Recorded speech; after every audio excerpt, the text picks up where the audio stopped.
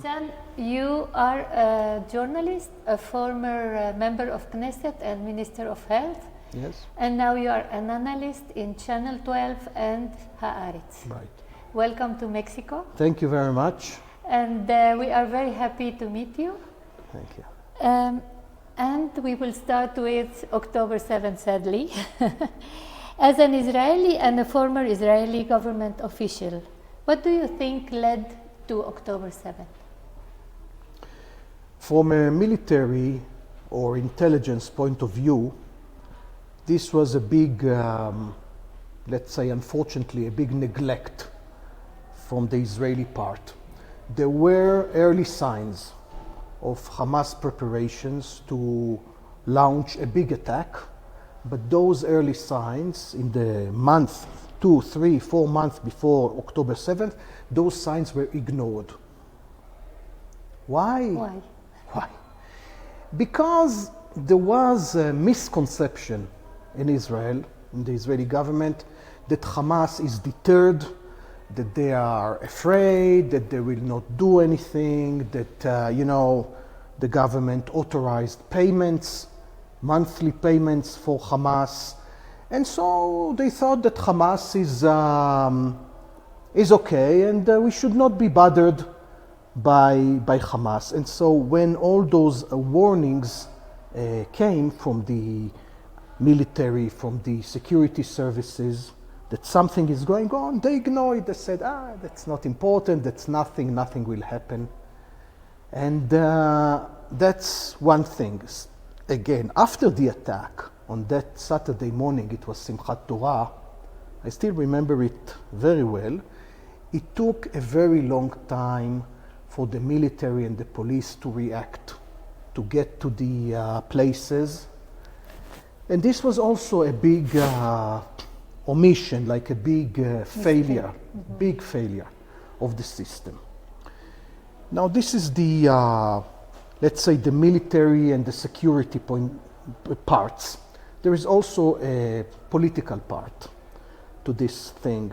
And this is the idea that was actually led by Netanyahu for many years as prime minister, to maintain Hamas as a counterpart, as a counterweight to the Palestinian Authority, sort of to divide the Palestinian leadership between the Palestinian Authority in the West Bank and the Hamas in Gaza.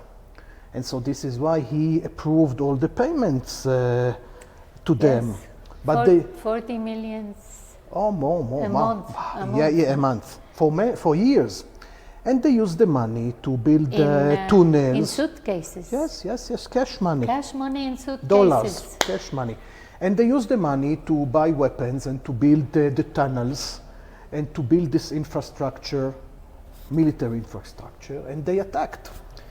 And this was a misconception that was going on for many years. Why?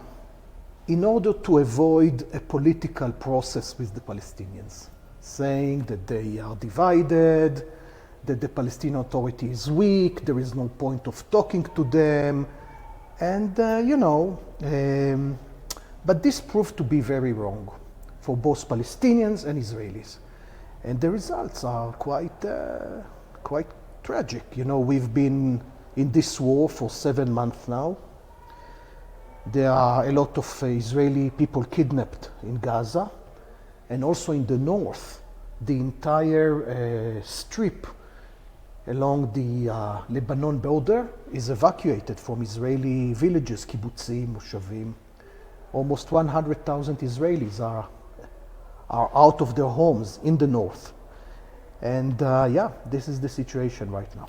Why do you think Netanyahu made such a mistake? Well, for many years he explained it himself, that this was the way to weaken the Palestinians. But it was done in a very absurd way, weakening the Palestinians by sort of maintaining Hamas in power in Gaza, while Hamas is a terrorist organization, it's a jihadist organization. Their main goal is to destroy Israel and to kill the Jews. And so having Hamas as a, not exactly a partner, but as someone that you give them money and stuff like that, this was completely crazy. But the idea was to avoid getting back to the peace process with the Palestinian Authority. With Abu Mazen, Abbas, President Abbas. Why? Because this government, unfortunately, rejects the idea of the peace negotiations with the Palestinians, but we see the results. Was there an opposition to Netanyahu, to this idea Yes. of Netanyahu? Yes, for many years there was an opposition, but he was in power for many years, and this was his policy. Now, this concept to sort of maintain Hamas in Gaza led to the military failure and to the intelligence failure. They prepared things, but because you think that they, you actually want them to be there, so you ignore what they're doing, and they used it. They attacked in many points. Who opposed this idea? We, the center-left parties in Israel, we thought it was better to deal only with the Palestinian Authority and to reach an agreement with them and not let the Hamas rule Gaza as a separate entity, as it was now for 20 years. Now everybody understands that the Hamas must not be given the authority back, and they should be thrown away, removed from power. But again, who will replace them? The government, Netanyahu, still refuses to accept any Palestinian involvement in a future arrangement. And so this is why the Israeli military, Tzahal, our army, is still in Gaza, because there is no one to replace, no one to... And What so is this your is idea? My idea is not Who just... should replace? It's not just my idea. There is an American deal on the table. It's the President Biden proposal. It's also the deal with Egypt, with Europe, with all the moderate Arab countries. And of course, I think most of the Israeli public support it. This is to involve the Palestinian Authority with international support, with international money, and with international forces, okay, to take control over civil matters in the Gaza Strip, to take care of the refugees, of the, millions of people, you need to do something with them. While Israel maintains the military control, the security, and this will enable everybody to replace Hamas, okay, and finish the war. And of course, the return. Many analysts say the Palestinian Authority is the same as Hamas. Well, because the education of these generations have been, if I have 3 Jews and I kill one, so 2 stay. How many stays? yeah, No? but this is for politics. This is a political declaration. Okay. The truth is that since the Oslo agreements in the beginning of the 90s, the Oslo agreements are still they were not cancelled by Netanyahu. They are still in place. And the truth is that the Israeli government has a very deep cooperation with the Palestinian Authority, including security coordination, economic relations, everything. For rhetoric and for all sorts of, internal politics in Israel, they say this, and it's true, by the way. It's true. It's true. Yeah, absolutely. We don't love each other. The Palestinians don't love Israelis, and Israelis don't love the Palestinians. We are not talking here about a love story. It will take many years for those two people to come together peacefully. But we are talking about a practical arrangement, realistic arrangement, and because if the Palestinian Authority does not replace Hamas, and this is the deal by international community, so we will have to do it, Yes. and we will be stuck there, and we already suffer a lot. It costs us a lot of lives, Israeli lives, a lot of money, and you see international support is fading away. You see what's going on. So I think that after more than half a year, it's time to arrange something, because, you know, we need to get on with this. Otherwise, everything that we achieved in Gaza, and we achieved a lot, I mean, we hit Hamas really seriously. If there is no arrangement, they will come back. Okay. And that's not a good thing. So, of course, you know, unfortunately, we are not in Scandinavia, and our neighbors are not very nice. But this is the neighborhood. And still, you know, you can reach practical agreements, as we did with Egypt, as we did with Jordan. We pulled out of Lebanon, we did the Oslo agreements, and this is how it is. I don't think we have much of a choice. איך אומרים in עברית? אין ברירה. אין ברירה. And again, it's not out of love, and it's not something romantic, peace, we hug each other, we kiss each other. No. These are practical arrangements in order to allow us to get back the kidnapped people. 133 Israeli 32, kidnapped. I think. 32, because one was One was, declared, yes. they killed him. Death. Yes.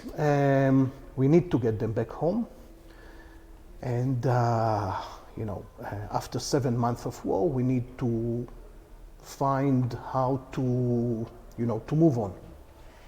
Now, what is the main obstacle to the agreement? Is it Yahya Sinwar or Ben Gvir and Smotrich? Both. Both. Both. You know, Hamas' desire, Yahya Sinwar idea, is not just for Israel to stop the war, but he wants to stay in power. He doesn't want to go away. So he understands that every deal with other people, not him, means that he would, you know, he would be pushed away. So he's not really very enthusiastic about it.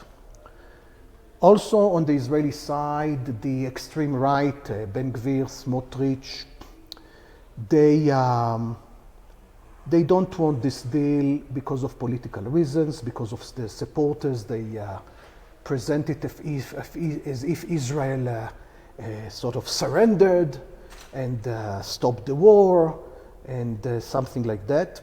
They even said that for them, the issue of the kidnapped people is not that important, and it's not the priority.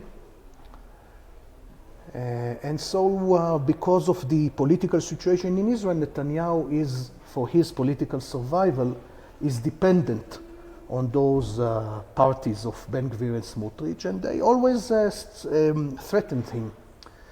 And so this is why it is blocked so far. On both sides, the extreme elements, they do not favor a deal. But again, I tell you, there is no choice. We will not be able to maintain this for a long time, because already we have some serious problems because of that. Because and we need to get a way to, we must find a way to bring the hostages back, and to bring those people in the north, the Israelis, 100,000 that were evacuated. We need them to get back home safely.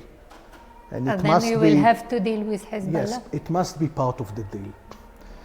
Yeah, and we will have to deal with Hezbollah, yes. And for that, we need a government, I think, that enjoys the overwhelming support of the people. This current government now, according to opinion polls, has small support. It is no longer, you know, very popular. And most of the people think that there should be elections? Yes. Do you think there Yes, should be yes. immediate elections? Yes, unbelievable, yes. Yeah. You know, the government is facing now some very difficult decisions. What to do in Gaza, what to do in Lebanon, what to do with the economy. You know, Israel is in a crisis. In order to take such decisions, you need a government that is a large government, that enjoys the confidence of most of the people. This government is too narrow and too extreme. We need a national unity government, left, right, religious, secular, you know, something broad so that it will be able to take the tough decisions. Because nowadays, you know, that's one of the most tragic consequences of October 7th, that many people lost faith in the government. And in the army. Yes, and now if Netanyahu says something, people say, well, should we believe him? Is it true? Is he not saying the truth? Maybe because of his political interest. You know, people lost faith. So I think this is not a healthy situation for a country in crisis, and so we need a new leadership. I believe so. I believe so. It's not easy. It's not easy. But many people say Israel is losing the war. What do you think? Well, I think the Iranian attack proved that Israel has very good allies, not just the United States, but also some moderate Arab countries that helped us in defeating the Iranian attack. It was a big success for this coalition. It was a coalition. So it proves that Israel is not alone. On the other side, you see more and more countries that are breaking diplomatic relations with Israel, like the latest one was Colombia, which is an important country. And you see what's going on in the United States, in the universities and campuses. All of this is not positive. And now, you know, Israel will be fine. Israel is a strong country. We will deal with it. But we have to take care of the situation, because as long as we wait, this is not going in a good way. And you know, Israel is a strong country, but still it's a small country. We are not an empire. And fighting in Gaza, fighting in Lebanon, in Syria, Iran, West Bank, you know, that's, you know, there is a limit of what we can do and for how long. So I think also it means that we should try to calm things and to try to get some new ideas, you know, to get some new steps in order to. But not, we are not losing the war. No, I don't think we are losing the war. I think we are winning the war. Okay. But in order to. I agree with you. Yes, but yes. In order to win the war, you need to. Okay, so what will happen the day after? Because as long as you're in the war, okay, you win, you in kill a defensive Hamas. way.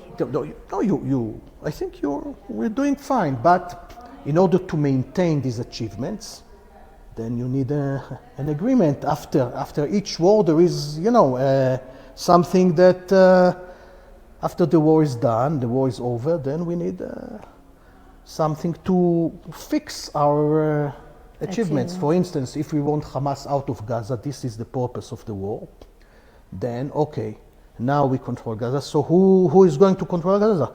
If there is no agreement, then all the achievements. Like there is no strategy. Yes. Or plan.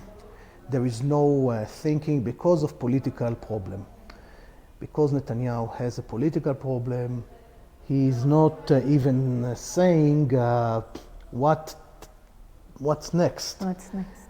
You know, when you go to war, you need to have an idea what you want to achieve, you know. So, of course, the idea is to throw Hamas, to remove them from controlling the Gaza Strip, and to bring back our hostages and to fix the situation in the north. These are the three goals. So far, it is not achieved. Okay, so far we have a lot of military achievements, small victories, but in order to achieve our three main goals, then we need a deal. Do you think a deal must be achieved at any price? There is always a price. Even at the price of stopping the war? Are you in favor of this You idea? know, practically speaking, in the last 2 months, the war is actually more or less stopped. That's the truth. It's, as we call it in Hebrew, esh ktana. Like on a, on a small fire. Yeah, very small. Again, for political reasons, the government is talking all the time about this war, but practically speaking, most of the soldiers are out. For reserve services, most of the people on reserve service, miluim, they need to go back to their work, to their families. You cannot keep them in the military, forever. So most of the soldiers are out. So practically speaking, stopping the war, this is more or less, let's put it this way, it is not stopped, but it is sort of in a halt. Okay, that's now you need to get something out of it. We want to get something out of it. And I tell you, there are 3 goals: removing Hamas, getting our hostages back, and settling the situation in the north. These are the 3 strategic main national goals that we have now. And so we need to use this situation while Israel is having strong military presence in Gaza nowadays to strike a good deal so those 3 goals would be achieved. Somebody else would replace Hamas, the hostages would be released, and Hezbollah would move from their border. Yes. The Litani River? I don't know if behind the Litani, but at least some kilometers from the border, so that our people would be able to go back to their towns and cities. This is what we should do. So far, and I think the deal is an opportunity to get it. But and of course there is a price. It looks like Netanyahu is begging them, I'm going into Rafah. No, I'm waiting for you. Now today I will wait 1 more week for you to decide. I don't know. The Americans are saying that he will not get into Rafah. So, the American Secretary of State was asked, but Netanyahu is saying that he will go to Rafah. He says, no. So the American minister, he said, well, people are saying all sorts of things. The United States is against it. And we need the United States on our side. Like the attack from Iran proved it. We need the backing, the military, support, political support of the United States. We cannot allow, we don't have the privilege now to fight also with the United States. We have enough problems. So the US is strongly against it. And I think if you put the question to the Israeli public whether to get the hostages or to get into Rafah, I think most of the people would tell you we need to get the hostages and not to get into Rafah. Even in ending the war? Well, you don't have to say ending the war. Because this is what Sinwar wants. Yeah, but we are not working for Sinwar. We are working for ourselves. We, practically speaking, for the last 2 months, the war is sort of in a low level, very low level already. So it can be prolonged. It can be, you can call it a ceasefire, you can call it, a break for some time. You don't have to commit yourself to, and then, but still, we need to get those people back. Otherwise, it will be a terrible, terrible loss of faith. In October 7th, the big tragedy was that those people in the kibbutzim, in the shelters, in this party, that they were attacked, they were calling the police, they were calling the army, and nobody came. So people are asking, where is the country? Where is the Medina? Efa Medina? Where is the army? Where is the government? people felt that they were left alone. And when those people were taken hostages by the Hamas terrorists, again, their families, and I think most of the people in Israel, they feel very strongly about it, that we need to get them back. It's our responsibility. They were kidnapped because they were Israelis, because they were Jewish. And so if they are not brought back, so no one is safe anymore.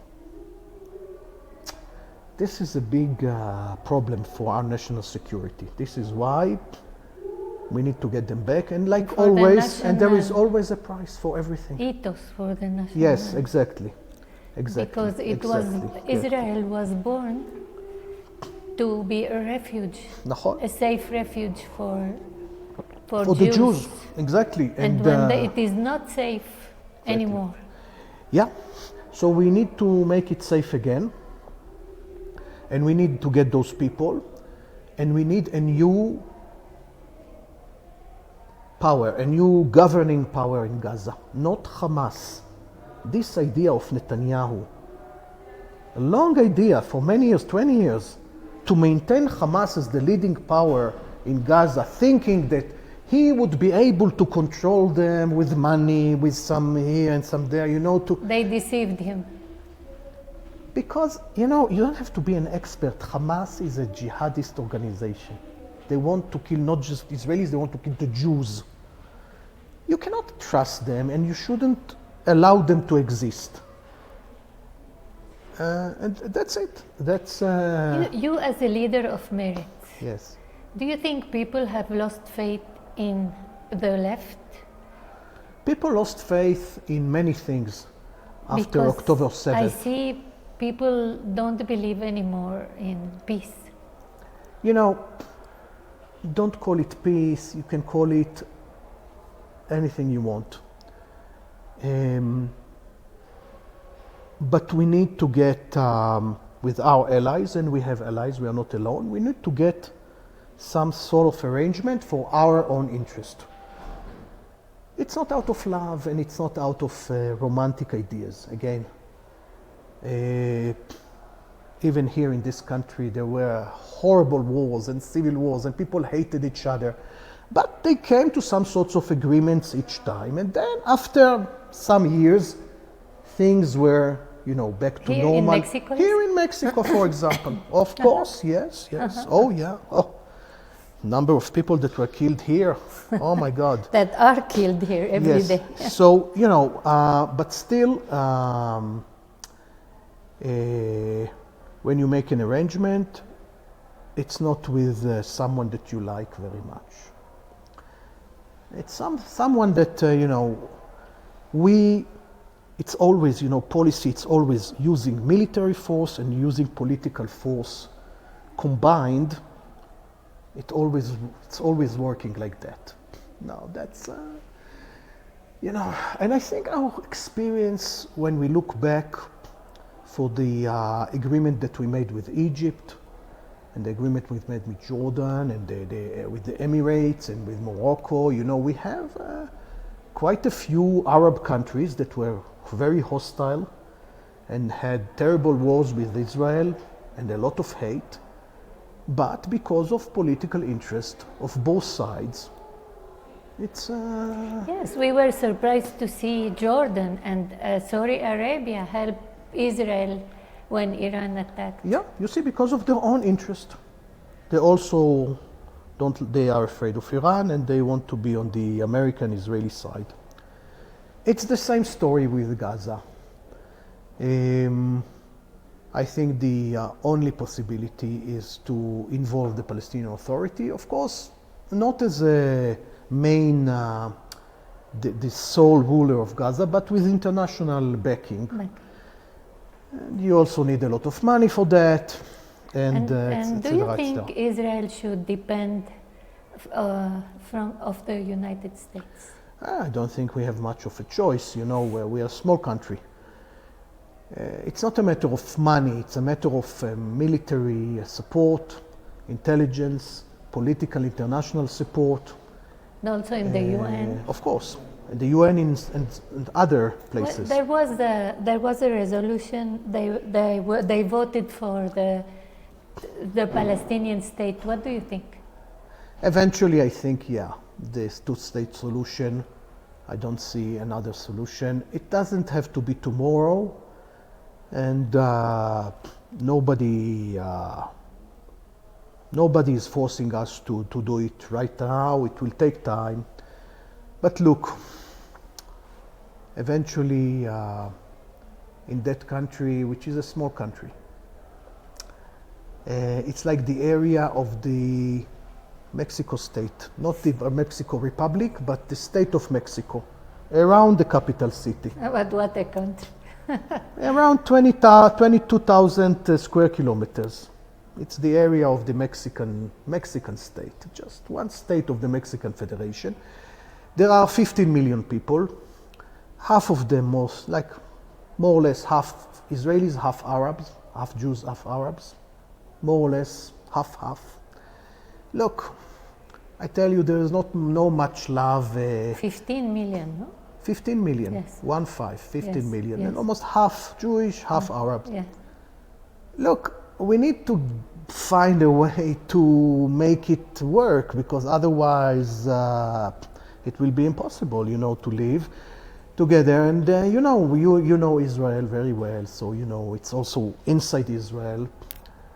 Almost a quarter of the Israeli population, Israeli citizens, is Arab, and we have mixed cities, and the whole country is like that.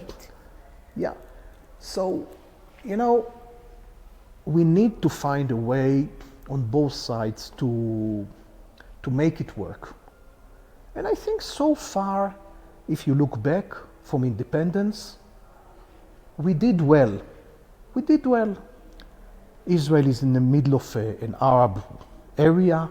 There is a lot of big Arab population within Israel, but still, we built a very nice country, secured, strong, with a lot of achievements. And yeah, we made a lot of, also we made wars, but also we made some agreements, And we made a lot of good to the world. Yes, yes. Exactly. I include myself. I'm optimistic. I'm happy. I think, yes, I think in every crisis there is also an opportunity for something better. Nowadays, it's true, the situation nowadays is not good. It's true. But you have to think positively, and you have to think, how can I make this lemons into lemonade? How to make this crisis something better. And I think a deal is a good opportunity. Will that happen? I don't know. I don't know. The political situation in Israel is not simple. It's not simple. No. What do you think about the figure of Yair Golan and his media rise in the recent months? Can he save Avoda from disappearing from the Knesset? Well, I can say that I support him. He's a friend. He was in my list when I was the leader of Meretz. He was on my list. I think he's a good man. He's a brave man. October 7th, he went on his own, just like that. On the ground, he saved people. He's a brave man. He's a good soldier, he's an aloof, general. And so, yeah, I believe that the new center-left party, it would not be Avoda or Meretz, there would be a new one. Yeah, he would be the head of it. Will you join him? I'm supporting. I'm not a candidate anymore. Will Meretz join him? Yeah, of course it will join him. Not just Meretz, the some other parties and groups. It's good. It's a good process. And again, today, I support a national unity government. In a time of crisis, you need everybody coming together. So, I believe that the next government, I hope it will happen soon. It will be a government, of right-wing parties, left-wing, religious parties, secular, wider range. something that would be more positive to the country. Because nowadays the government is, many Israelis have the feeling that the government is not taking care of them. It's only taking care of a certain section of Israeli population, and not everybody. Not of everybody. That's not a good thing. The government should take care of everybody. And what to do so Israel is not stuck in October 7th? Is not how to heal Israel? Since you were the Minister of Health. We need new elections. We need in the middle of the war? Well, as in the middle of the war. They say you can't change horses in the middle of the war. Yeah. I hope this is not a reason to maintain the war forever. I hope. Just to avoid the election. No. There is, even before the war, as you remember, there was a very difficult year of demonstrations. Yes. The country was sort of split. Yes. And our enemies used it. Mm-hmm. We cannot allow it. We should be together. This leadership, I don't think is any more. Look, after October 7th, the head of the army intelligence, General Khaliwa, he resigned a few days ago. But it's not just him. It should be on a higher level as well. This was a huge failure, of course. Of course. It's been a very difficult. They will be judged after the war, no? I'm not sure if this is a matter of criminal responsibility or for criminal 1,400 for judicial. I think that a serious leader, if such a failure happens, you should take responsibility.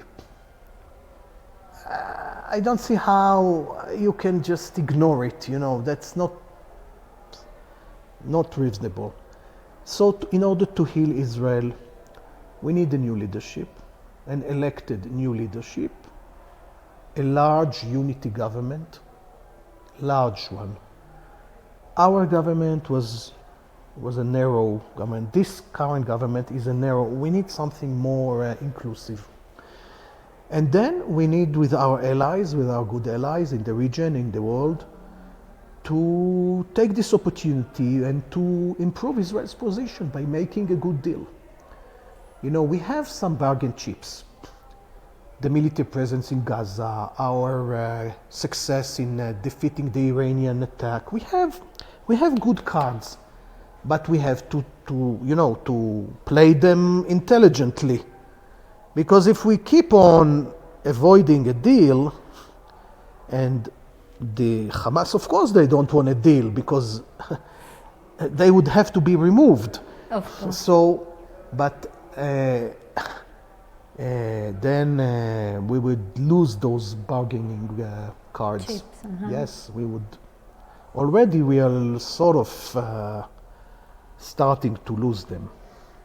But still, I think it's time to get something done. Why we are starting to lose?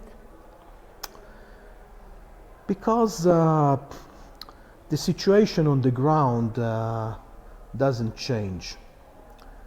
Again, our three main goals are not achieved yet. Hamas is still there. The hostages are still in captivity, and the north is not settled. I mean, when this will happen, we need to do something proactive in order to bring it about. And again, the international pressure is mounting. You see, those universities. Even ours. Yes. It's